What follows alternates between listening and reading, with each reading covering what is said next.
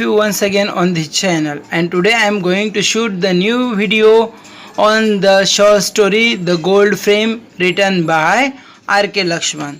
So I heartily once again welcome to all my dear students. You know everything about me that this video is making by the channel Professor Narendra Mude.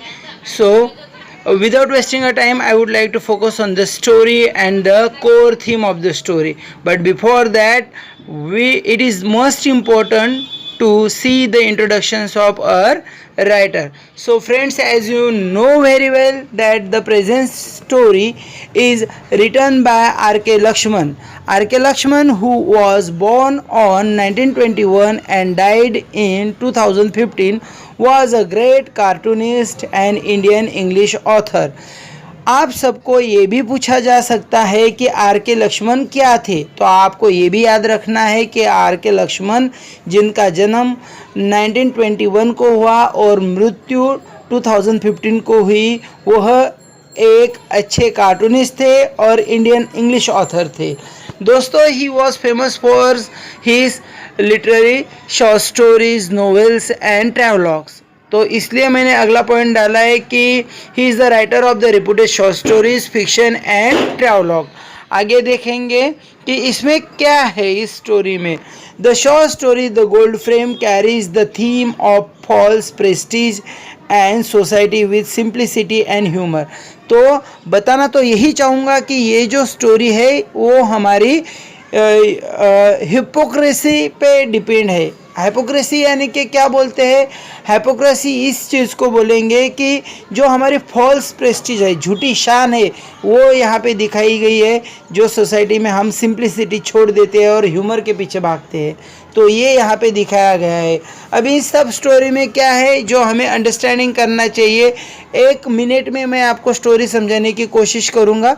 तो आप सबको पता है कि हमारा जो central character है, यानी कि हमारा जो प्रोटैगोनिस्ट है, उसका नाम क्या है, दत्ता. अब दत्ता क्या है, एक फ्रेम मेकर है. उसके पास एक बंदा अपनी दादाजी की फ़ोटो लेके आता है. उसे हमने ओल्ड एंड रिस्पेक्टेड जेंटलमैन कहा है यहाँ पर. तो उसकी फ़ोटो लेके आता है और वो चाहता है कि दत्ता इसको गोल्ड फ्रेम बनाए, एक गोल्ड फ्रेम बनाए, उसका आकार कल्ट एंड ओवल हो, ऐसा वो सोचता था. लेकिन Datta as per behave like his nature, वो क्या करता है, हमेशा अपनी कस्टमर की राह देखता है जब तक वो वापस नहीं आते 1-2 बार उसको पूछने के लिए, तब तक, ताकि उसके पास ढेर सारे ऐसे ही कस्टमर आए थे जिनके फ़ोटोग्राफ आज भी उसके पास पड़े हुए मिलते हैं और वो उन सबको एक बॉक्स में संभाल के रखता है. ये तो हो गई कोर थीम. अब हुआ क्या था, एक इंसिडेंट दत्ता के साथ. Datta the frame maker accidentally splashes paint on the picture of an old and respected gentleman that customer wished a gold frame. जो कस्टमर वो फोटोग्राफ लेके आया था, उस पे दत्ता के हाथ से गलती से एक्सीडेंटली कुछ कलर स्प्लैशेस हो जाता है, पेंट गिर जाता है और दत्ता कोशिश करता है पूरी उसको उस कलर को निकालने की. लेकिन उसको निकालते समय उसकी टर्बन यानी कि पगड़ी और चेहरा दोनों खराब हो जाते हैं और दत्ता कंफ्यूज हो जाता है और डर भी जाता है कि अगर अब वो इंसान आया, कस्टमर आया, तो उसको जवाब क्या देगा. उतने में क्या है, उसको एक और फोटो उसके ड्रॉवर में दिखाई देती है जो सिमिलरली उसी के जैसी होती है, टर्बन और मॉस्टेज यानी कि मुछे ज़्यादा बड़ी बड़ी होती है उसकी. तो उसको पेस्ट कर देता है और आखिर में कस्टमर उसको बोलता है कि हाँ भाई तूने अच्छी फ्रेम बनाई, और वो लेके जाता है. लेकिन फ्रेम पे वो थोड़ा शॉक भी हो जाता है. अब ये क्या होता है कि देखो, वो फ्रेम तो लेके चला गया, लेकिन उसको उसके दादाजी का चेहरा ही पता नहीं था. तो इसको हमने बोला है कि हम एक ऐसे सोसाइटी में रहते हैं जो ज़्यादातर के मटेरियलिस्टिक हो गई. चलो छोड़ो इन बातों को, let's focus on the question answer in the objective form. तो पहला क्वेश्चन आप सबको आता है, what is the name of the protagonist shop in the story the old frame by R K Laxman. Protagonist मतलब दत्ता की शॉप का नाम क्या था, मॉडर्न फ्रेमवर्क्स, याद रखिए.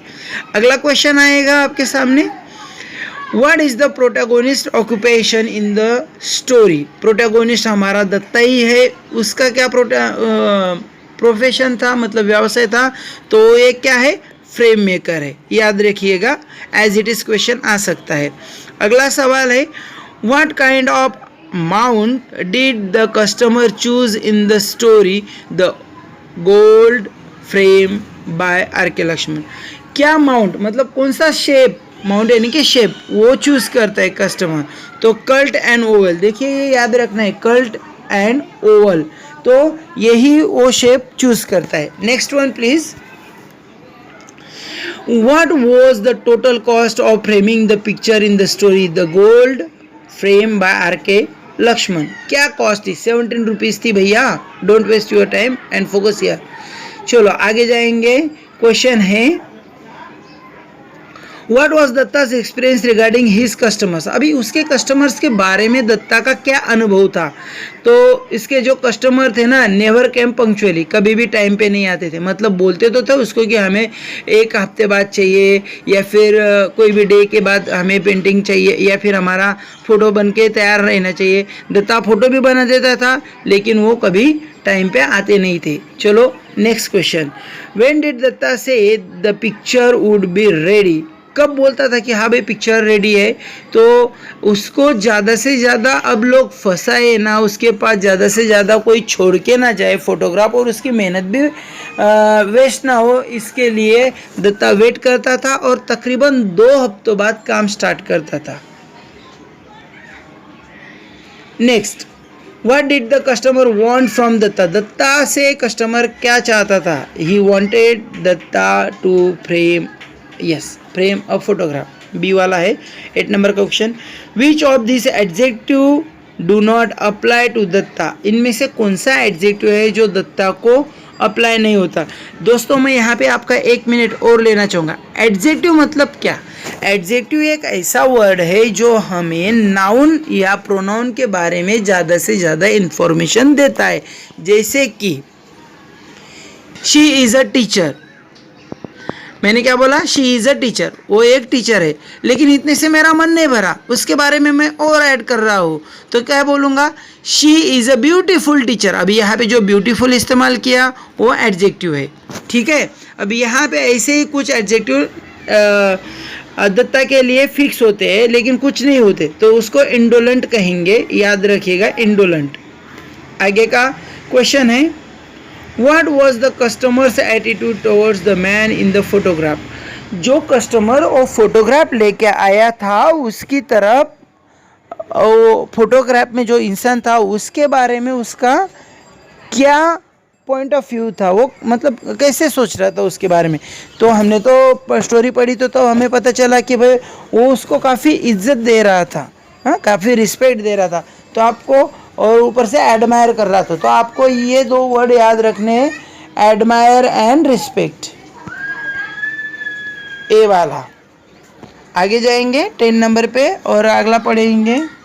Why did Dutta feel that there would be trouble if he did not deliver the order on the promised date? Dutta ऐसा क्यों सोच रहा था कि उसको परेशानी हो सकती है या फिर वहाँ पे प्रॉब्लम हो जाएगी अगर उसने जो डिसाइड किया है उस दिन पे अगर फ़ोटो की डिलीवरी ना की या फिर कुछ जो भी था उसको वापस नहीं किया? तो इसका रीज़न आपके सामने है, सी वाला, because the customer was obviously attach to the photograph.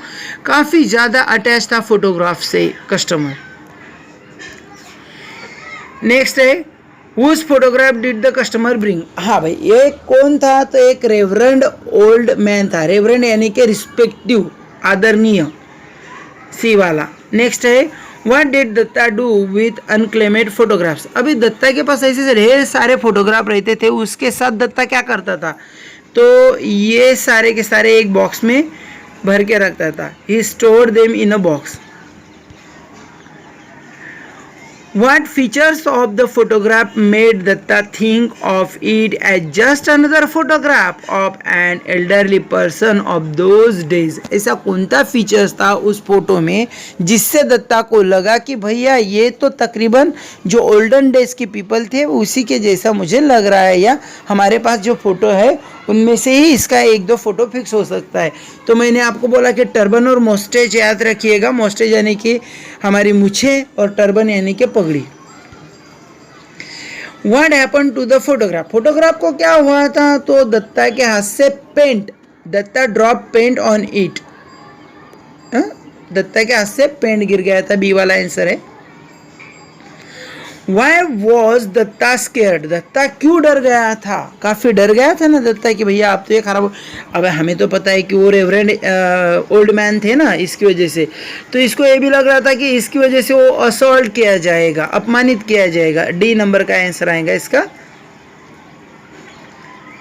Next one, how did Datta attempt to restore the picture, कैसे अटेम्प्ट किया, कैसे कोशिश की दत्ता ने कि वही पिक्चर उसको फिर से लगा दी जाए, या फिर तो इसने क्या किया? Rubbing the animal with a cloth लिया और उसको जोर जोर से रगड़ने लगा था। Next question, why did Datta take time to unwrap the photograph, उसको ज़्यादा से ज़्यादा अनरैप करने में मतलब कि क्यों समय लगता था? Because he wanted to dazzle his customers, उसके कस्टमर को वो डैजल करना चाहता था। Why was the customer indignant, अब आखिरी पे आते हैं कि इंडिग्नेंट क्यों हुआ, क्यों मतलब चौंक क्यों गया?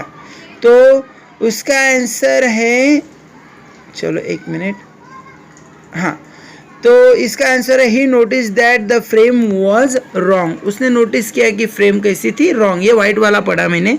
अब आइए ऊपर का देखते हैं।